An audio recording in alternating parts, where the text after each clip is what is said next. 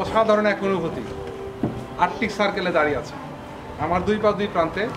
এটি এমন একটা জায়গা যেখানে এমন পৃথিবীর এমন একটা দিন আসে যে দিনটা 24 ঘন্টা সূর্য কখনো ডুবে না, আবার বছরে এমন একটা দিন আসে যেখানে সূর্য কখনো উঠে না।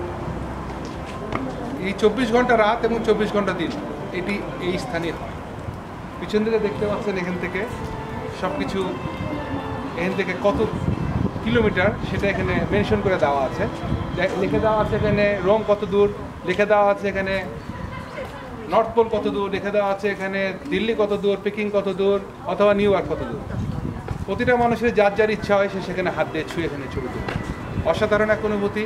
এইদিকে দুই দিকে দুই প্রান্ত চলে গেছে। আমরা যতই উত্তরের দিকে যেতে চাই ওখানে আরও ঠান্ডা পড়ে। যেমন উত্তর মেরু, যেখানে 6 মাস রাত এবং 6 মাস দিন। এই ধরনের অবস্থা এই আর্কটিক সার্কেলের পর থেকে।